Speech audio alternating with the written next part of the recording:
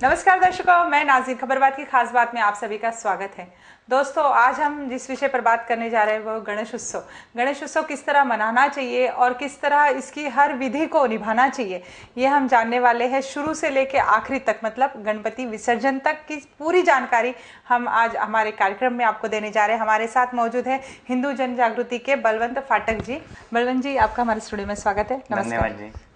सबसे पहले तो हमें बताइए कि गणेश उत्सव आया है और इसकी क्या क्या विधियां है। सबसे पहले तो ये बताइए कि गणेश जी की महत्व को जानना, उनकी विशेषताओं को जानना किस प्रकार महत्वपूर्ण है हमारे लिए। जी, ये बहुत ही अच्छा सवाल है कि जैसे हम देखते हैं कि प्रत्येक मनुष्य प्राणी का जो मूल ध्येय है जी, वो है आध्यात्मिक उन्नति करके ईश्वर से एकरूप होना जी। तो यही जो ध्येय है वही गणेशोत्सव के बारे में भी है कि जैसे हम देखते हैं कि आध्यात्मिक उन्नति के लिए पिंड से ब्रह्मांड तक की यात्रा तय करनी पड़ती है। अच्छा। इसका अर्थ यह है कि जो तत्व ब्रह्मांड में है यानी शिव में है, वही तत्व पिंड में यानी अपने जीव में आना जरूरी होता है। अच्छा। इसको जीव शिव का मिलन कहते हैं। और इसी प्रकार अगर हम देखेंगे कि अगर पानी का छोटा सा थेंब है और उसमें थोड़ा सा तेल का अंश है तो वो पानी में बिल्कुल घुल मिल नहीं सकता। बराबर है। उसी प्रकार गणेश भक्तों को गणपति की सारी विशेषताएं आत्मसात करनी जरूरी है, तो ये वो गणेश जी से एकरूप हो जाएंगे।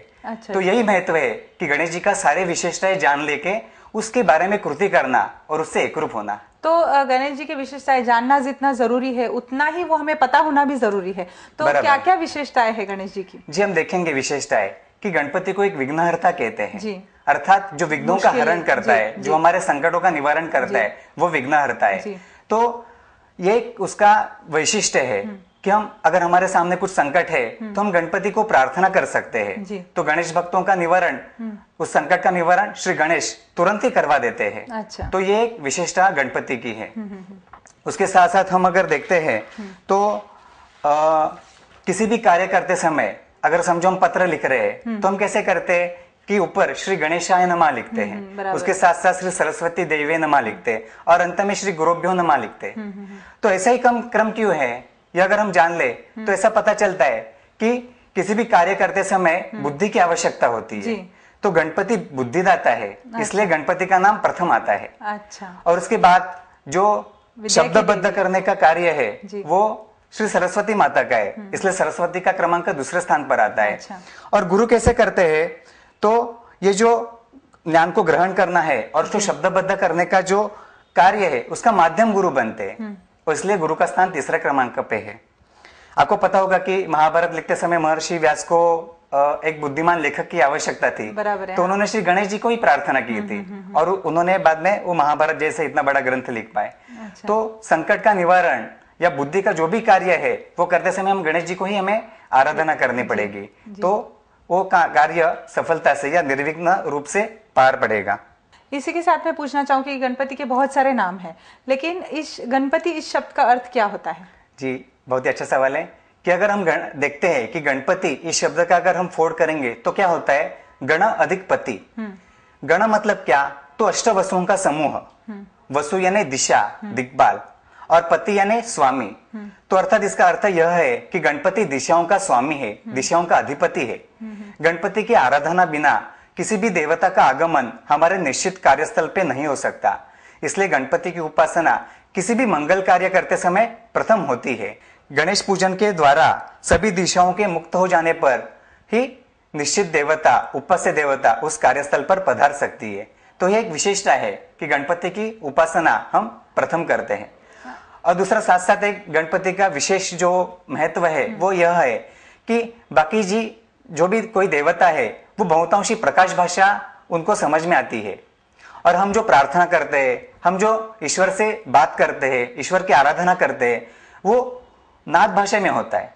तो श्री गणेश ऐसी देवता है कि जो नाद भाषा का रूपांतर प्रकाश भाषा में करते हैं, और जैसे ही हमने प्रार्थना की तो वो प्रार्थना उस देवता की ओर जाती है। तो ये दुभाषी का कार्य श्री गणेश जी करते हैं, ये इनकी विशेषताएं हैं। अच्छा, गणपति के कई सारे रूप होते हैं, कई सारे अवतार होते हैं, तो ऐसे कौन कौन से अवतार देखे जाते हैं गणपति के, कितने अवतार होते हैं? गणपति का कृथि युग में महोत्कट विनायक नाम से अवतार हुआ था। इस अवतार में गणपति ने देवांतक और नरांतक नामक राक्षसों का संहार किया और धर्म की स्थापना की। ऐसे ही त्रेता युग में गणपति ने गुणेश नाम से अवतार लिया और इस अवतार में गणपति ने सिंधु नामक दैत्य का संहार किया और उसके साथ साथ ब्रह्मदेव की कन्याएं रिद्धि और सिद्धि से विवाह किया। उसके बाद द्वापर युग में गणपति ने पार्वती के गर्भ से जन्म लिया और गणेश जी कहलाए। गणेश जी ने सिंधुरासुर नामक दैत्य का संहार किया और अनेक राजाओं को और वीरों को उससे मुक्त किया। भविष्य पुराण में यह कहा गया है कि इस कलयुग में गणपति का अवतार धूम्रवर्ण नाम से होगा और वो दैत्यों का संहार करेगा। मतलब 3 बार गणपति का जन्म होने वाला है। 3 बार प्रत्येक युग में गणपति का जन्म हुआ। अच्छा। और इस कलयुग में वापस एक बार गणपति धर्म की स्थापना हेतु पुनः जन्म लेंगे। अच्छा अच्छा, तो इतनी बार उन्होंने जन्म 2 बार ले चुके हैं और वापस कलयुग में लेंगे, तो उनका कार्य क्या क्या रहता है? गणपति जी का कार्य क्या क्या होता है? जी, अगर आप देखोगे तो गणपति के हाथों में पाश है, अंकुश है। तो यह एक कार्य है कि जैसे गणपति दुष्टों का संहार करते हैं और उनको सही रास्ते पे ले आते हैं। अगर आप देखोगे तो गणपति का एक नाम भी है, विघ्नहर्ता। हाँ। तो ऐसा ही है, जो विघ्न आते हैं हमारे वो दूर करते हैं। और साथ साथ गणपति का और एक नाम है जो वक्रतुंड नाम से जाना जाता है। हमें ऐसा लगता है कि वक्रतुंड यानी जिसका दाई सोंड या ऐसा सोंड वाला गणपति, लेकिन वास्तव में ऐसा अर्थ नहीं है। अच्छा। वक्रतुंड यानी क्या? जो बुरे कर्म करने वाले लोग हैं उनको शिक्षा करके वो जो सरल मार्ग पे लेके आते हैं, सीधे मार्ग पे लेते आते हैं। अच्छा, हाँ। वो वक्रतुंड यानी गणपति है। अच्छा। अर्थात गणपति बुरे कर्म करने वालों को सजा देते हैं, यह उसका अर्थ है। अच्छा, और उनका कार्य भी यही है? यही है कार्य भी। अच्छा, गणेश जी की मूर्ति के विविध भागों का भावार्थ क्या होता है? जैसे आपने अभी कहा कि दाई सुंड होती है, बाई सुंड होती है, फिर अंकुश है, पाश है, मोदक है, इन सब चीजों का क्या भावार्थ है? जी, हम समझ लेते हैं। हमें 2 प्रकार के गणपति नजर में आते हैं। एक तो डाई सूंड वाला गणपति और बाई सूंड वाला गणपति। हाँ। जिसकी मूर्ति के सूंड के अग्रभाग का मोड़ दाई ओर होता है उसे दाई सूंड वाला गणपति कहते हैं और यही दक्षिणाभिमुख मूर्ति कहलाते हैं। तो इसका अर्थ क्या है? तो दक्षिणाभिमुख मूर्ति मतलब दक्षिण दिशा या दाई बाजू। दक्षिण दिशा यमलोक की ओर ले जाने वाली है और दाई बाजू सूर्यनाड़ी की है। जब यमलोक का सामना करता है वो बहुत शक्तिशाली होता है और जिसका सूर्यनाड़ी कार्यरत होता है वो तेजस्वी भी होता है। इसी प्रकार इस गणपति को जागृत गणपति कहा जाता है। अच्छा। और इस गणपति की उपासना जैसे नॉर्मल पद्धति से नहीं होती। उसकी उपासना करते समय बहुत सारी शास्त्रोक्त पद्धति के ऊपर ध्यान देना जाना जरूरी है। बराबर है। और शास्त्र के अनुरूप अगर इस मूर्ति की हम पूजा करेंगे तो शास्त्र के अनुरूप करते समय हमारी सात्विकता बढ़ती है और इस सात्विकता की वजह से हमें उपासना और इस गणपति का चैतन्य ग्रहण कर पाते हैं। तो ये महत्व है। अच्छा। उसके बाद जो गणपति की मूर्ति का अग्रभाग का मोड़ बाई ओर हो उसे वाममुखी गणपति कहते हैं। तो इसका अर्थ क्या है? तो वाम यानी उत्तर दिशा और चंद्रनाड़ी। जैसे हम कहते हैं कि चंद्रनाड़ी शीतलता प्रदान करती है और उत्तर दिशा अध्यात्म के लिए पूरक है, आनंददायी है। तो इसलिए अधिकतर गणपति का जो पूजन रहता है वो वाममुखी गणपति का पूजन किया जाता है और इसकी पूजा प्रायिक पद्धति से की जाती है। तो ये इसका एक महत्व है। अच्छा। मोदक गणपति के हाथ में रहता है और हम गणपति को नैवेद्य भी मोदक का ही दिखाते हैं। बराबर है। तो उसका भावार्थ हम समझ लेते हैं कि मोद यानी आनंद और क मतलब आनंद का एक छोटा सा हिस्सा। तो इसका अर्थ है कि मोदक यानी आनंद का छोटा सा भाग। मोदक का आकार नारियल समान ब्रह्मरंध्र के ख जैसा होता है, मतलब उसमें पोकली रहती है। कुंडलिनी तक ख तक पहुंचने के बाद आनंद की अनुभूति आती है। इसी प्रकार मोदक का अर्थ क्या है कि जिस हाथ में मोदक है वो हाथ आनंद देने वाला है। तो यह एक गणपति का भावार्थ है। उसके साथ साथ मोदक को ज्ञान का भी प्रतीक कहा जाता है। क्या बात है। और इसको ज्ञान मोदक भी कहते हैं। आरंभ में हमें लगता है कि ज्ञान बहुत ही छोटा है, जैसे मोदक का ऊपरी हिस्सा जो छोटा सा अंश है उसका प्रतीक है। लेकिन जैसे हम अभ्यास करने लगते हैं तो हमें क्या पता चलता है कि ज्ञान बहुत गहन है, बहुत बड़ा है। मोदक का निचला भाग उसका प्रतीक है। क्या बात है। और अगर हम ज्ञान पा लेते हैं तो हमें आनंद मिलता है। जितना हम अधिक ज्ञान लेते हैं उतना अधिक आनंद मिलता है। तो वैसे ही मोदक का अर्थ है कि मोदक भी वैसा ही मीठा होता है।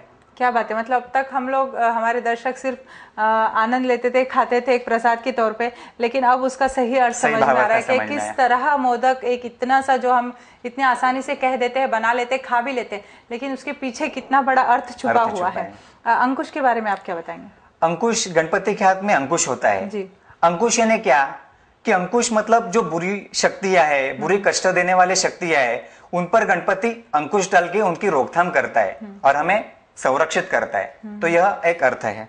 और पाश? पाश यानी वैसा ही कि जो बुरी शक्ति है, बुरा कष्ट है, अच्छा। उनको पाश डाल के गणपति अपने कब्जे में लेते हैं।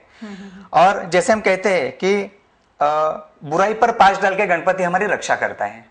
पाठक जी, ये तो हमने अब तक जाना कि किस तरह गणपति के अलग अलग रूप होते हैं, उनके अर्थ होते हैं, लेकिन अब हम जानेंगे कि गणपति का आगमन किस प्रकार होता है, किस प्रकार उनका स्वागत करना चाहिए। इस सब बातों के बारे में हम लोग जानेंगे, लेकिन अब वक्त हो चला हमारे एक छोटे से ब्रेक का। कहीं भी नहीं जाइए दोस्तों, रहिए देखते रहिए खास बात नाज़रीन के साथ। हम लौट रहे एक छोटे से ब्रेक के बाद। दोस्तों, ब्रेक के बाद फिर एक बार आपका स्वागत है। आप देख रहे हैं खास बात नाज़रीन के साथ, और हम जानकारी ले रहे थे गणपति जी के बारे में।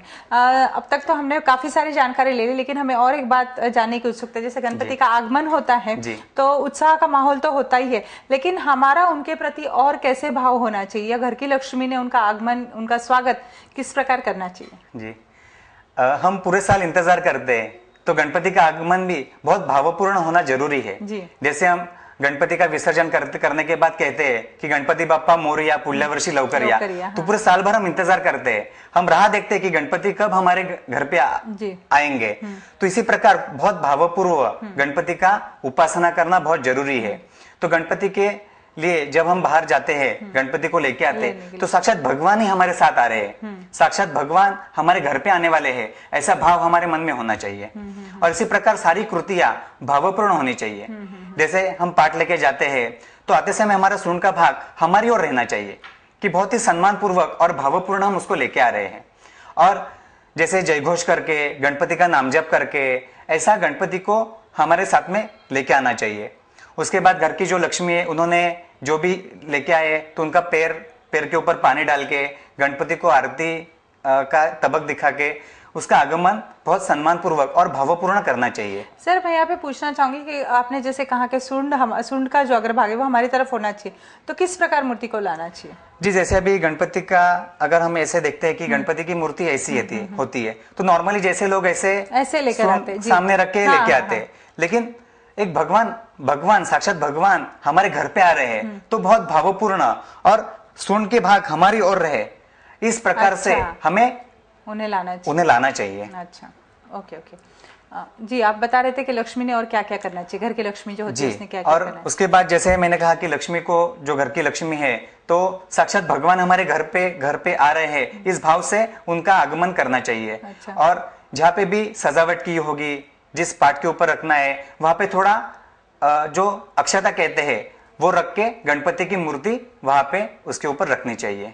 अच्छा, जब मूर्ति रखते हैं तो दुर्वा भी अर्पण करते हैं, तो दुर्वा का कितना महत्व होता है पूजा के समय, या कोई भी हम जब विधि करते हैं उस समय दुर्वा का महत्व क्या होता है? जी, दुर्वा का बहुत ही महत्व है कि अगर हम देखेंगे कि इस उपासना का मूल शास्त्र जो है, तो वह है कि गणपति के दिन, मतलब गणेश चतुर्थी के दिन पृथ्वी तल पे बहुत बड़ी मात्रा में गणेश तत्व का प्रक्षेपण ब्रह्मांड से होता है। अच्छा।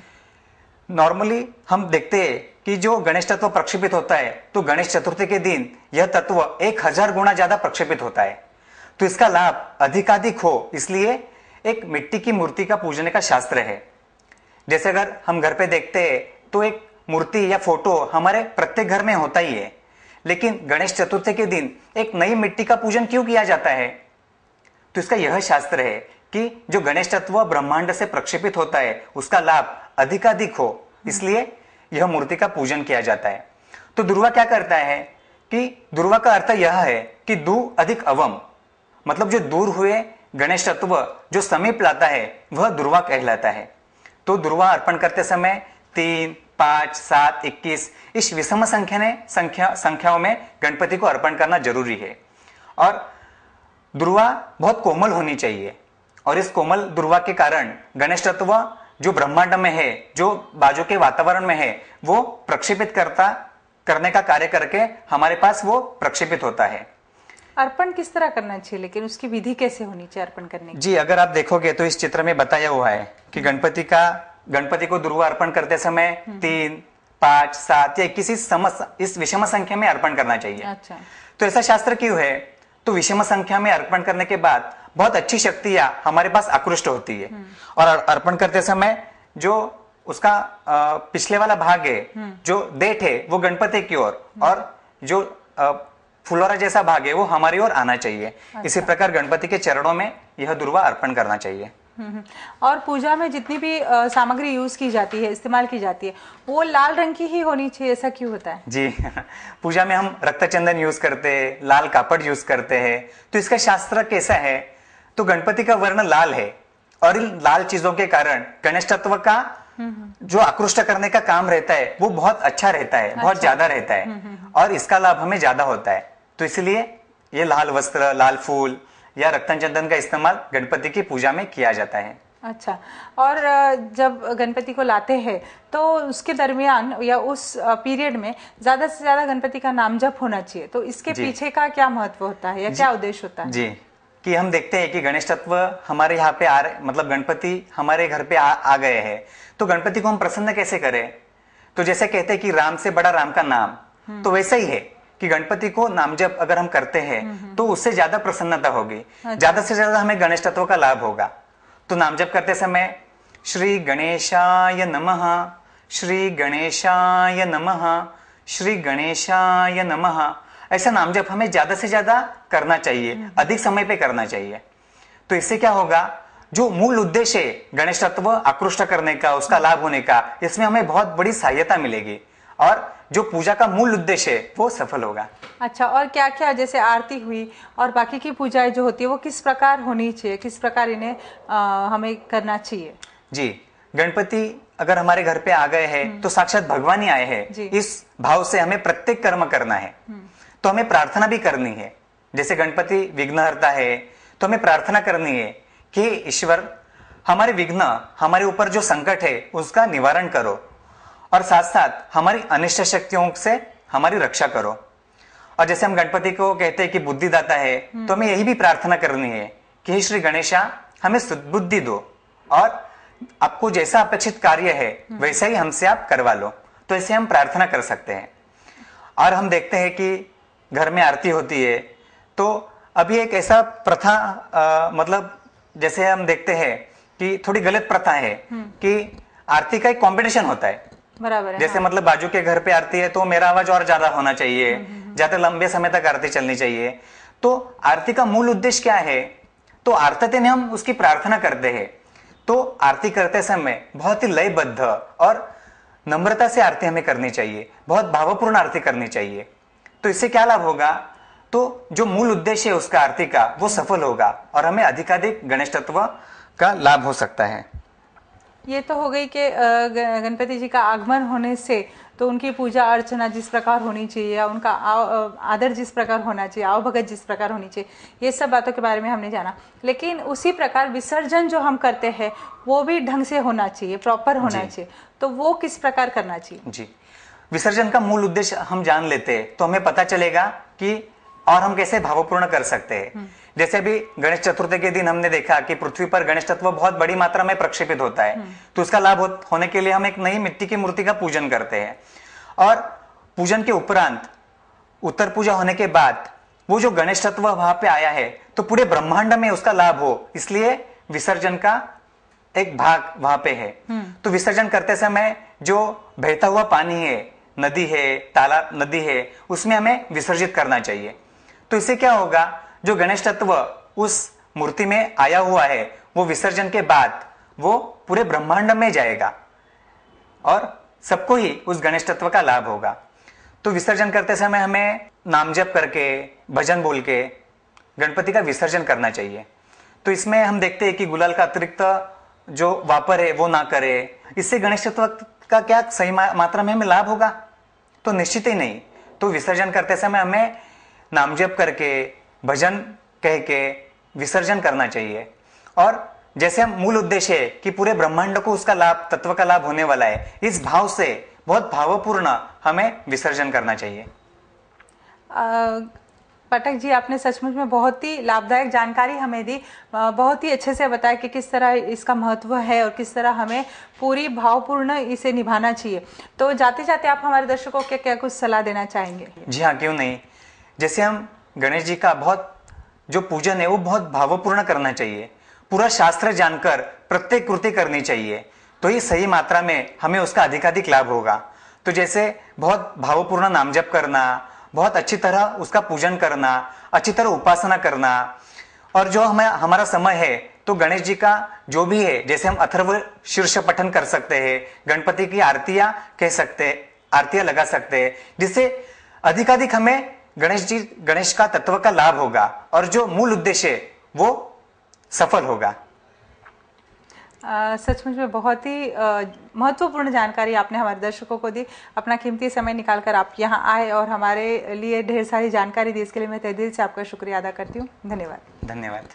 दोस्तों, सभी जगह उत्सव का माहौल है, सभी जगह पर आपको हर मोहल्ले में, हर नुक्कड़ पर गणपति जी की एक नई मूर्ति अलग से दिखाई देगी।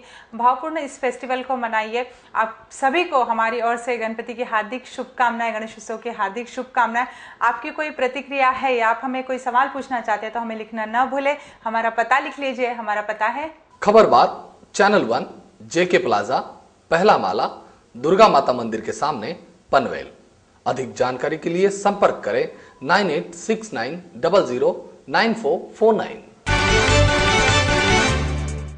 और दोस्तों, अब अपनी दोस्त नाज़रीन को दीजिए इजाजत। फिर मिलेंगे इसी समय। शब बखैर।